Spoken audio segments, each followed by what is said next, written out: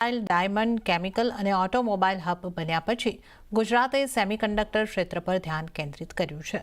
ગુજરાતમાં ન માત્ર સેમિકન્ડક્ટરનું ઉત્પાદન થશે, પરંતુ તેના કમ્પોનન્ટ માટે પણ મોટી સંખ્યામાં પ્લાન્ટ લગાવવાની તૈયારી છે.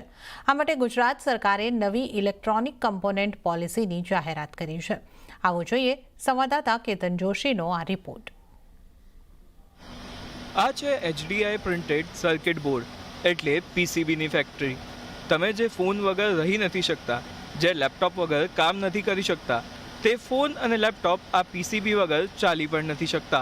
પરંતુ આપણે આ PCB અને આવા અનેક મહત્વના કોમ્પોનન્ટ એટલે કે લિથિયમ આયન સેલ, ડિસ્પ્લે અને કેમેરા મોડ્યુલ્સ માટે ઇમ્પોર્ટ પર નિર્ભર રહેવું પડે છે.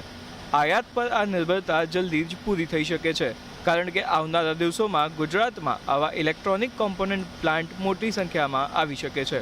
આ માટે ગુજરાત સરકારે એક ખાસ નવી ઇલેક્ટ્રોનિક કોમ્પોનન્ટ પોલિસીની જાહેરાત કરી છે, જે હેઠળ અંદાજે 35,000 કરોડ રૂપિયાનું રોકાણ આવવાની આશા છે. અને સરકારનું લક્ષ્ય છે કે આ પોલિસી હેઠળ મળનારા ઇન્સેન્ટિવની ચૂકવણી માત્ર 30 દિવસની અંદર જ કરી દેવામાં આવે.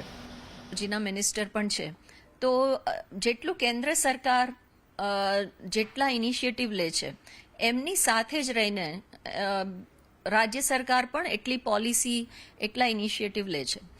અને જ્યારે કેન્દ્ર સરકાર આ પોલિસી લાવી, તો અમે પણ એની સાથેની રાજ્ય સરકાર એમાં શું કરી શકે એના માટેની પોલિસીની શરૂઆત જ ઉદ્યોગ જગતના જે ઉદ્યોગકારો છે એમની સાથે કન્સલ્ટેશનથી કરી. સૌથી પહેલાં અમે એમનું કન્સલ્ટેશન કર્યું અને એમાં ગેશિયા, નાસ્કોમ એમના પ્રતિનિધિ પણ હતા. અહીંયા ગુજરાતમાં જે ઇલેક્ટ્રોનિક્સનું ઉત્પાદન કરી રહ્યા છે.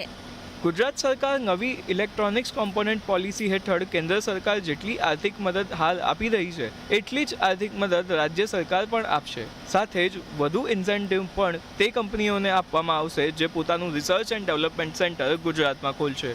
આ માટે 12.5 કરોડ રૂપિયા સુધીની આર્થિક મદદ મળશે.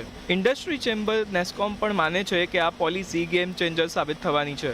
જોકે આમાં આગળ અમુક સુધારાની જરૂરત પડશે, જેનું સરકારે ધ્યાન રાખવું પડશે.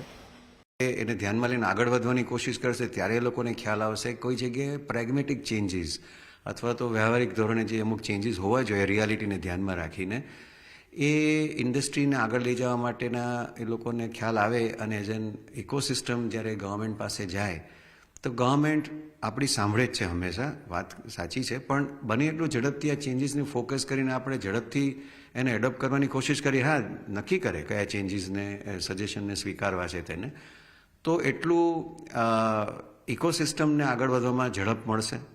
એક ત્વરિત ધોરણે આગળ વધાય એ જરૂરી છે. તો આપણે આગળના દશકામાં જે એક લીડરશિપ સ્થાન મેળવવાનો વિચાર કરીએ છીએ એ જરૂરથી એચીવ કરી શકીએ. હાલ ભારતમાં ઇલેક્ટ્રોનિક્સ કોમ્પોનન્ટ માટે વાર્ષિક $45 બિલિયન માંગ છે, પરંતુ ઉત્પાદન ફક્ત $5 બિલિયન છે. બાકીના કોમ્પોનન્ટ ચીનથી આયાત કરવામાં આવે છે. આ પોલિસીના કારણે સેમિકન્ડક્ટર ક્ષેત્રે આખા દેશમાં ગુજરાત એક ઇકોસિસ્ટમ તો પૂરી પાડશે જ, સાથે સાથે ઇલેક્ટ્રોનિક્સ કોમ્પોનન્ટમાં જે દેશની મોનોપોલી છે તેને પણ આપણે પડકાર ફેંકી શકીશું.